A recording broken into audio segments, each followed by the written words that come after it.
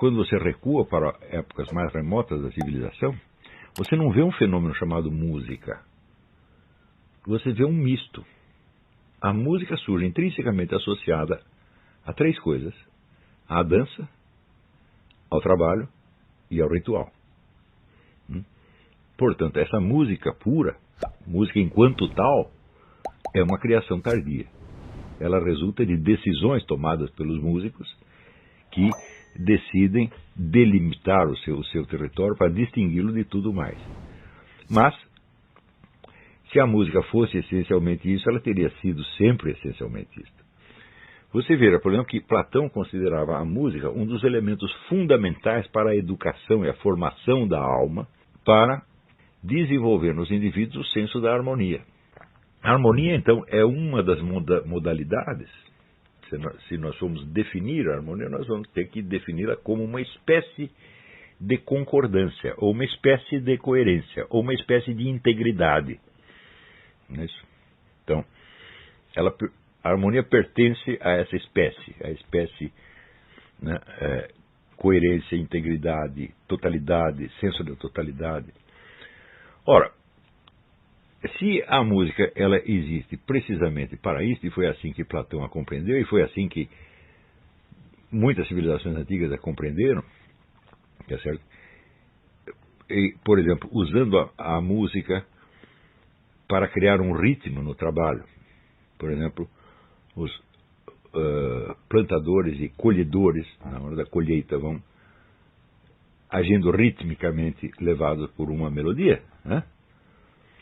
Então, é evidente que a música tem uma função social, e essa função existe em razão do ouvinte, em razão do efeito que ela desencadeia. Você vê aqui no esquema das artes liberais, a música é associada ao planeta Marte, que é o planeta das artes marciais, das artes militares, tá certo? E eu não preciso enfatizar a importância que a música teve na disciplina dos exércitos. Isso quer dizer que a música não surge como um território puro e separado do resto. Ela se separa posteriormente, na medida em que os músicos se consolidam como profissão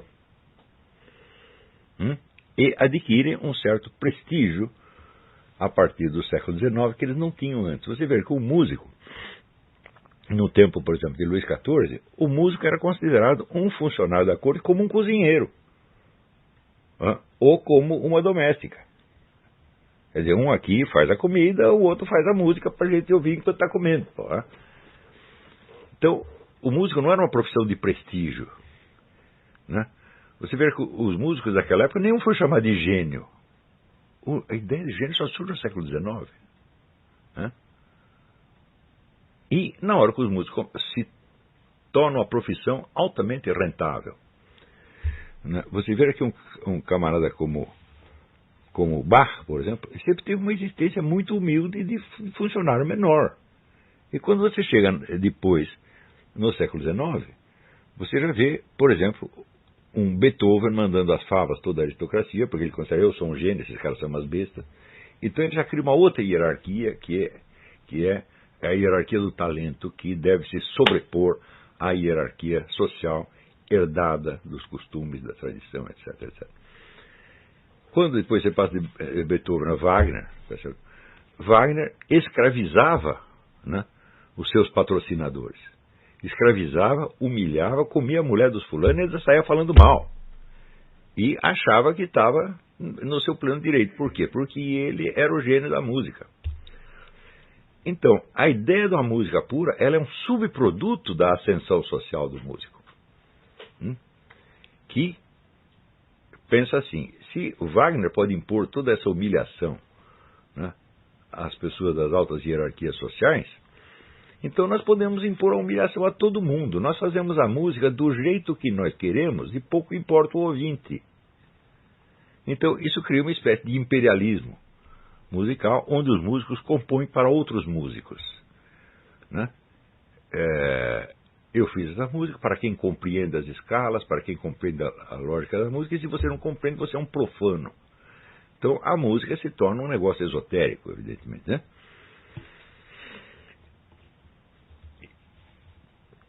E com isto, vamos dizer, toda a finalidade social da música se perde.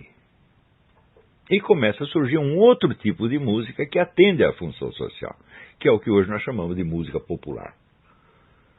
Viram, o que nós chamamos de música popular não é o que um cidadão do século XIX, ou XVIII, ou XVII chamava de música popular. A música popular era a música do povo, era a música, o que nós chamamos de música folclórica. Era o próprio povo que compunha para si. Tá certo? Não era uma música industrial, nem industrializada. Não se tirava milhões de cópias. Você, para ouvir aquela música, você tinha que ir até os lugares onde se tocava aquilo. Né? Na década de 60, 70, houve um cidadão chamado Marcos Pereira, que fez uma majestosa coleção de discos sobre música, essa verdadeira música popular brasileira, onde ele ia, né, ia no Amazonas, ia no Rio Grande, ia no Nordeste, tudo quanto é lugar, gravava a música que o povo cantava no local, dentro ou das suas festas, ou das suas circunstâncias de trabalho, etc, etc, etc. Então, o que aparece com o nome de música popular não é mais isso. Não é uma música feita para o povo, para o seu uso imediato. É feita por músicos para a produção em grande escala e a comercialização. É claro que isto modifica totalmente o panorama e é uma música já totalmente diferente da antiga música popular, bem como diferente da música clássica. É um fenômeno que só existe a partir do século XX.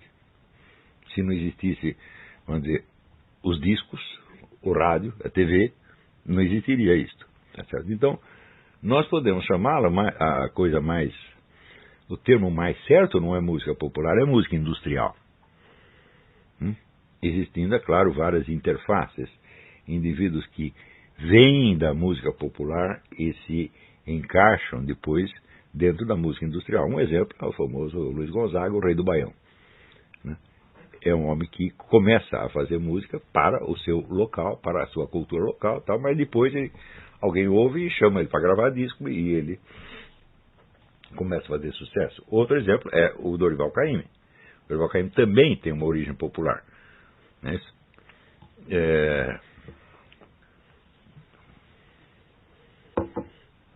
Então, existem casos intermediários, interfaces, etc, etc, mas de qualquer modo, a distinção entre a música popular e a música industrial é bastante nítida, porque a música industrial começa a ter as suas próprias regras, que não tem nada a ver com as regras da música popular. A música popular deveria servir para alguma finalidade social daquela comunidade. Por exemplo, é a música para uma festa, né? É a música para acompanhar o trabalho, é a música para um casamento, etc, etc. De repente, a finalidade da música é o quê? É vender disco. O que significa que, de preferência, ela será parecida com as outras músicas que também venderam disco. Né? Não é preciso dizer o imenso impacto imbecilizador que isso teve sobre todo o Ocidente. Mas a música industrial, ela é um subproduto dessas teorias musicais do começo do século XX. Desse isolamento entre a música e a sua finalidade social. Então, lembra o que eu falei sobre a questão da filosofia nas universidades? Que a filosofia ela se transforma, no começo do século XX, ela se transforma entre o começo do século XX e o fim da Segunda Guerra. São datas diferentes em lugares diferentes. Ela se transforma numa profissão técnica, graças à introdução da filosofia analítica e da redução da filosofia à lógica, sobretudo lógica matemática. Então, ela se transforma uma profissão técnica e ela perde, então, a sua função social. Ela se torna uma filosofia feita para filósofos, né? Aquele que diz o John Dewey, onde você lê, né? A crítica a uma crítica feita à crítica sobre outra crítica, né? E assim fica tudo funcionando em circuito fechado e, ao mesmo tempo que se aprimora aquilo tecnicamente, dando aos praticantes desta coisa um sentimento de superioridade infinita em relação aos profanos, que não são capazes de falar naquela língua, ou que não querem falar naquela língua. Né? Na mesma medida, a filosofia vai perdendo a sua função social e abre espaço para as ideologias de massa. Não é isso? Como explicou o Eric Voegelin. Né? Então, o fenômeno da música industrial segue exatamente a mesma linha, né?